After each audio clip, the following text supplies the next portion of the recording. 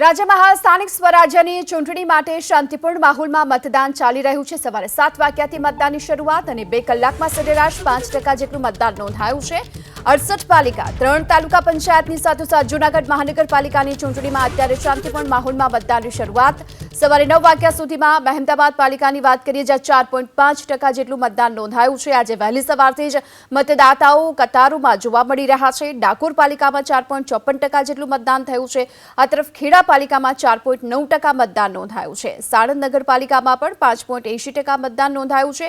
જૂનાગઢ મહાનગરપાલિકાની પણ ચૂંટણી ચાલી રહી છે જેમાં 7% જેટલું મતદાન છેલ્લા 2 કલાકમાં નોંધાયું છે। આ તરફ વંથલી નગરપાલિકામાં 9% જેટલું મતદાન છે અને વિસાવદર નગરપાલિકામાં 5.40% જેટલું મતદાન નોંધાયું છે। છેલ્લા 2 કલાકના આ મતદાનના જે આંકડાઓ સામે આવી રહ્યા છે તેમાં માંગરોળ નગરપાલિકા જ્યાં 6.21% જેટલું મતદાન નોંધાયું છે। માણાવદર નગરપાલિકામાં 7.13% જેટલું મતદાન છે। સવારે 9 વાગ્યા સુધીમાં જેતપુર નગરપાલિકામાં 6.13% જેટલું મતદાન નોંધાયું છે। સરેરાશ મતદાનના ટકાવારીની વાત કરીએ તો 2 કલાકમાં કુલ 5% જેટલું મતદાન નોંધાઈ ચૂક્યું છે।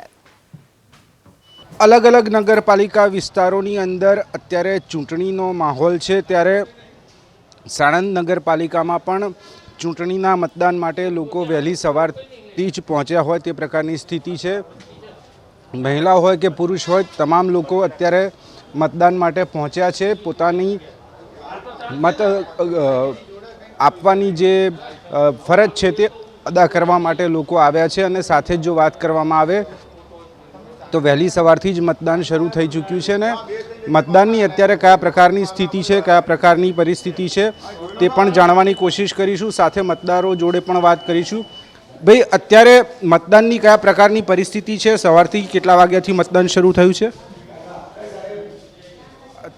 जे अधिकारी है तेमने ज पूछवानी कोशिश करीशुं। जे मतदाननी परिस्थिति है वहेली सवारथी कया प्रकारनी परिस्थिति है? अहींया ज्यारे मतदान थई रह्युं छे वहेली सवारथी केटलो उत्साह? मतदारों में बहुत उत्साह है वहेली सवारथी अने लगभग 7 वाग्याथी ज लोको आवी गया है अने अत्यार सुधी लगभग 10% जेटलुं मतदान पूर्ण थयेल छे। एटले लगभग सवारे 9 वाग्यानो समय है। 10% जेटलुं मतदान केटलुं मतदान थशे एवी अपेक्षा? लगभग 70% सुधी ऑल ओवर मतदान थशे एवी अपेक्षा लागे छे। अत्यारे वहेली सवारथी ज मतदान थई रह्युं छे।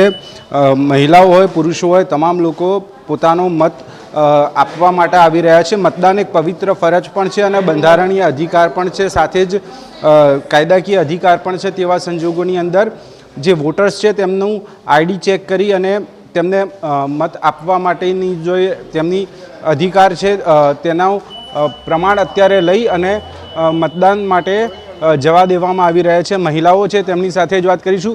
बेन मतदान करवा आव्या छो, कया कया मुद्दाओने ध्यानमां लईने मतदान करशो? कया कया मुद्दाओने ध्यानमां राखशो मतदान करती वखते? મને કઈ ખબર અમને ઓછી ખબર પડે છે।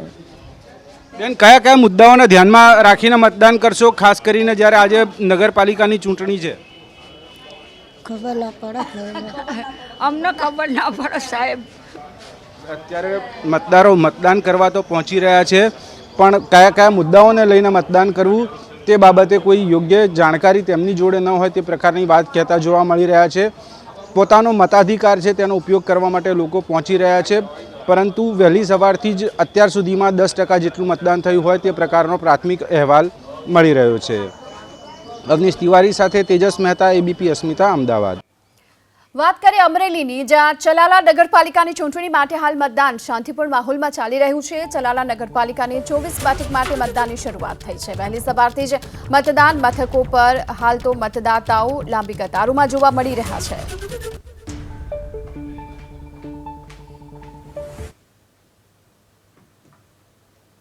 જિલ્લાની 4 નગરપાલિકા અને 3 પેટા નગરપાલિકાની ચૂંટણીનું મતદાન આજ સવારથી જ શરૂ થયું છે। ત્યારે મતદાન મથકે મતદારોને ધીમે ધીમે શરૂઆત થઈ રહી છે। ત્યારે ચલાલા છીએ અને ચલાલા નગરપાલિકાની 24 બેઠક પર 48 જેટલા જે ઉમેદવારો જે છે 6 વોર્ડ આવેલા છે ને સવારથી જ મતદારો હાલ અત્યારે મતદાન મથકે પહોંચી રહ્યા છે। જો કે ઠંડીનો માહોલ છે, ધીમે ધીમે મતદારો હાલ અત્યારે મતદાન મથક પર પહોંચી રહ્યા છે। ત્યારે જેમ સમય થતો જશે તેમ તેમ મતદારોનો પણ ઘસારો જોવા મળશે. હરેશ કુમાર, એબીપી અસ્મિતા, અમરેલી. તો હાલ તો શાંતિપૂર્ણ માહોલમાં મતદાનની પ્રક્રિયા ચાલી રહી છે. આ અંગે ચર્ચા કરવા માટે હાલ આપણી સાથે ભાજપના નેતા અશ્વિનભાઈ બેંકર છે અને કોંગ્રેસના નેતા પ્રગતિબેન આહિર પણ આપણી સાથે જોડાયેલા છે. અશ્વિનભાઈ, શું લાગી રહ્યું છે? હજુ પણ ટકાવારી વધશે કે કેમ, કે લોકો આજે વહેલી સવારથી આવી રહ્યા છે મતદાતા તરીકે અને મતદાનનો ઉપયોગ પણ પોતાને કરી રહ્યા છે? ટકાવારી વધવાની કેટલી આશા? ખૂબ ટકાવારી વધશે. હા, આજે રવિવાર છે અને લગ્નો પણ છે, એટલે પોતપોતાના આયોજન પ્રમાણે ચોક્કસથી 7 સુધીમાં મતદાન સારું એવું થવાનું છે. અત્યારે આ સ્થાનિક સ્વરાજની ચૂંટણીમાં જે રીતે કેમ્પેઇન થયું છે અને જે બધા લોકોનો મત બન્યો છે કે નગરપાલિકાઓ, તાલુકા પંચાયતો પણ એક સક્ષમતાથી આગળ વધે, અને એટલા માટે આપણે સમગ્ર કેમ્પેઇન દરમિયાન જોયું કે ખૂબ ઉત્સાહથી બધાએ ભાગ લીધો છે. અનેક જગ્યાએ ઉમેદવારો વ્યક્તિગત કેપેસિટીથી પણ કામ કર્યું અને પક્ષોએ પણ એમની ખૂબ મોટી તાકાત કરી છે. ભારતીય જનતા પાર્ટીએ ખૂબ મહેનત કરી, માઇક્રો પ્લાનિંગ કરી અને મતદારો સુધી પહોંચ્યા છે, અને એટલે ચોક્કસથી મતદાન ખૂબ સારા ટકાવારીમાં થશે. જી અશ્વિનભાઈ, જે પ્રકારે વાત કરી રહ્યા છે મતદાનની ટકાવારી હજુ પણ વધશે. આપણે પ્રગતિબેન સાથે ચર્ચા કરીશું. પહેલા જામનગરથી એક મહત્વના સમાચાર, જ્યાં ધ્રોલ પાલિકાની 7 વોર્ડની 28 બેઠક પર હાલ મતદાન ચાલી રહ્યું છે. ધ્રોલ પાલિકામાં 22,000થી વધુ મતદારો ઉમેદવારોનું ભાવિ નક્કી કરશે. ધ્રોલ પાલિકામાં મતદાન કેન્દ્ર પર આજે વહેલી સવારથી જ મતદાન ચાલી રહ્યું છે. કુલ 28 બેઠક પર 85 ઉમેદવારો ચૂંટણી મેદાને છે. ધ્રોલ પાલિકાની વોર્ડ નંબર 7ની ચૂંટણી રદ થઈ છે. વોર્ડ નંબર 7ના ઉમેદવાર દશરથસિંહ જાડેજાનું અવસાન થતાં મતદાન રદ કરવામાં આવ્યું છે. જેની સાથે સાથે આજે જામનગરની 3 નગરપાલિકાઓ માટે પણ મતદાન છે તે સવારથી શરૂ થયું છે. હું અત્યારના ધ્રોલ નગરપાલિકાનું જ્યાં મતદાન ચાલી રહ્યું છે તે હરધોળ સરકારી હાઈસ્કૂલ ખાતે આવ્યો છું. અહીંયા પણ મતદારો છે તે સવારથી ઉત્સાહપૂર્વક મતદાન છે તે કરી રહ્યા છે. હજુ પણ મતદારો છે તે સતત ને સતત અહીંયા મતદાન કરવા માટે આવી રહ્યા છે. આપણી સાથે કેટલાક મતદારો છે જેઓ પોતે મત આપવા આવ્યા છે. આપણે તેની સાથે જ વાત કરીશું. આજે તમે મતદાન કરવા માટે આવ્યા છો, શું કહેશો, શું સંદેશો આપશો? ધ્રોલમાં નગરપાલિકા, આપણા ધ્રોલ નગરપાલિકામાં સારા એવા ચૂંટી શકાય એના માટે અમે મત કરવા આવ્યા છીએ. ખાસ તો આજે અહીંયા આ રીતે ઘોડી લઈને આવ્યા છો, તમને પગની તકલીફ હશે. અન્ય મતદારો જે બહાર નથી નીકળતા એવા મતદારોને તમે શું સંદેશો? નીકળવું જરૂરી છે ને આપણે આપણો મહત્ત્વ શું છે રાખવું એના માટે સારું છે. આ જે રીતે આ ભાઈ છે તેમને કોઈ પગની તકલીફ હશે, તેઓ પોતે અહીંયા ઘોડી લઈને પણ પોતાનો મતાધિકારનો ઉપયોગ છે તે કરવા માટે આવ્યા છે. અન્ય એક વડીલ છે. કાકા, શું કહેશો? આજે દરેક વ્યક્તિએ પોતાના મતાધિકારનો ઉપયોગ છે તે કરવો જોઈએ, શું કહેશો? દરેક નાગરિકોએ મતદાનનો ઉપયોગ કરવો જોઈએ, એની પવિત્ર ફરજમાં આવે છે. અને અત્યારે શાંતિથી મતદાન ચાલુ રહ્યું છે, અને દરેકે ફરજિયાત આપણા પવિત્ર મતનો ઉપયોગ કરવો જ જોઈએ. પક્ષ હારે કાંઈ લેવા દેવા નહીં, જેને અનુકૂળ આવે આપે, બાકી મતદાન ફરજિયાત કરવું પડે. હાલ આપણી સાથે પ્રગતિબેન પણ જોડાયેલા છે. પ્રગતિબેન, જે પ્રકારે હાલ મતદારોમાં જબરજસ્ત ઉત્સાહ જોવા મળી રહ્યો છે, મતદારો પહોંચી રહ્યા છે મતદાન કેન્દ્ર પર, ટકાવારીમાં શું લાગી રહ્યું છે, કે વધશે કે પછી આ વખતે કોંગ્રેસને વધુ લોકો મત આપે તેવી પણ શક્યતા જોવામાં આવી રહી છે? ગીતાબેન, હું એવું માનું છું કે આ લોકશાહીનું પર્વ છે અને લોકોએ એમને ઉજવવું જ જોઈએ. અત્યાર સુધીમાં અમુક જગ્યાએ આપણે જોઈએ છે તો ઘણી જગ્યાએ સારું મતદાન થઈ રહ્યું છે, તો અમુક જગ્યા એવી છે કે જ્યાં બહુ જ ઓછું મતદાન થઈ રહ્યું છે. તો આજે આપના એબીપીના માધ્યમથી બધાને એક રિક્વેસ્ટ પણ કરું છું કે આ અધિકાર તમારો પોતાનો છે, તમારા ખુદના વિકાસનો છે, તમારા આસપાસના એરિયાના વિકાસનો છે, તમારા બાળકોના વિકાસ માટેનો આ પર્વ છે, તો એને ઉજવો અને મતદાન કરવા માટે ખાસ જાઓ.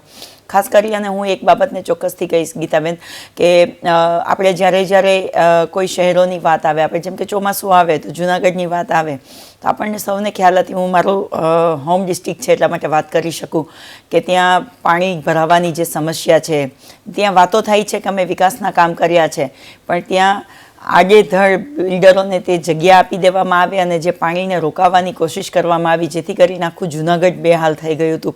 એવી રીતે આપણે ઘણી બધી નગરપાલિકાઓમાં પણ જોઈએ છે કે જે રોડ રસ્તાઓની વાત કરતી આવતી સરકાર છે, અને શાસનમાં છે એ આપણે ચોમાસાનો ખાલી એક નાનો ખાલી છાંટા બી પડે છે તો આપણે જ અહીંયા બેસીને ઘણી બધી ડિબેટો કરેલી છે કે રોડ રસ્તાઓ છે ખાડાવાળા થઈ જાય છે.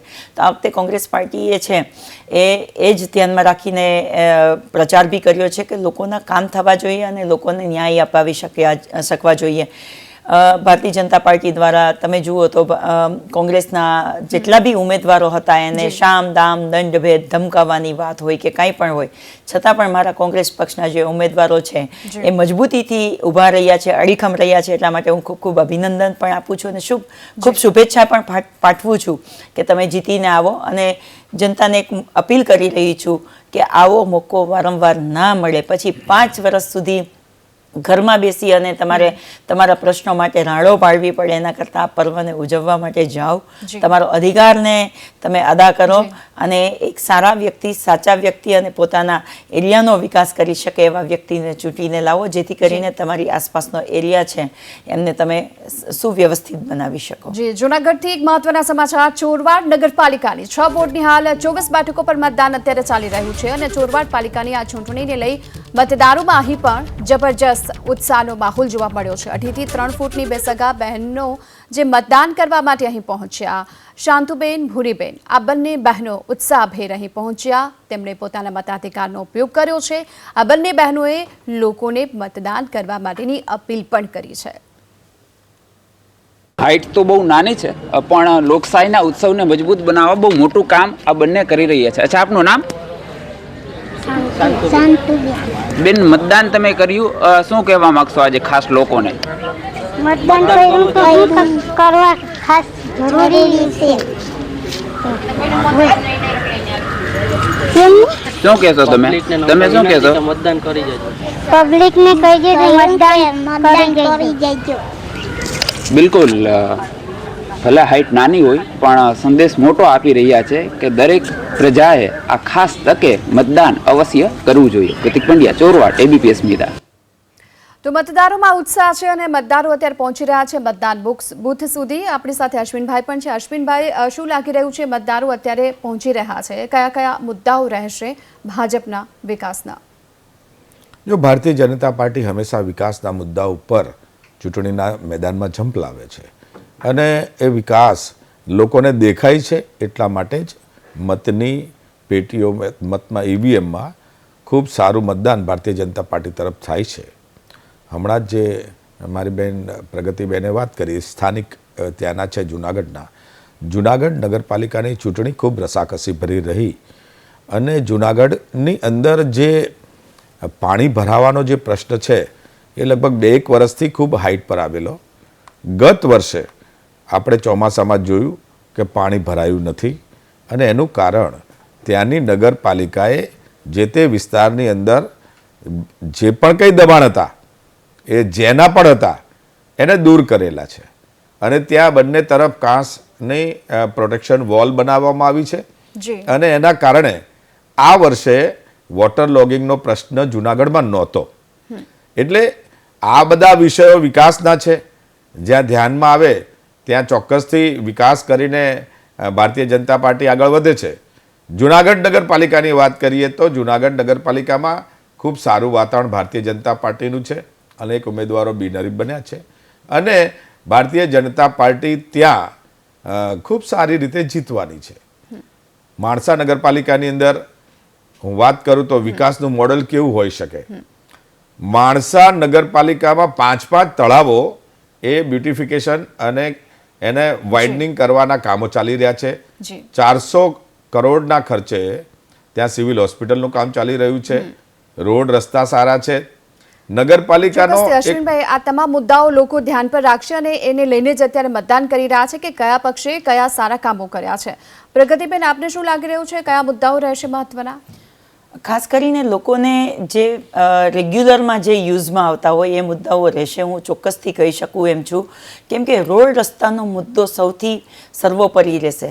કે એક છાંટા પડતા હોય ને, ખાલી એ પહેલો વરસાદ પડતો હોય ને ત્યારે જે રસ્તાઓની પરિસ્થિતિ બિસ્માર થઈ જતી હોય છે, આખી ગાડીઓ રસ્તામાં ઘૂસી જતી હોય, કોઈ પણ રસ્તો લઈ લો, મેઇન હાઈવે પણ આપણે લઈ લેતા હોય કે અહીંયાથી રાજકોટ જવું હોય કે અહીંયાથી હિંમતનગર જવું હોય કે અહીંયાથી સુરત જવું હોય કે અહીંયાથી કોઈ પણ જગ્યાએ જવું હોય તો એ રસ્તાની એ સમયની જે વ્યવસ્થા હોય છે ને લોકો ચોક્કસથી યાદ રાખશે.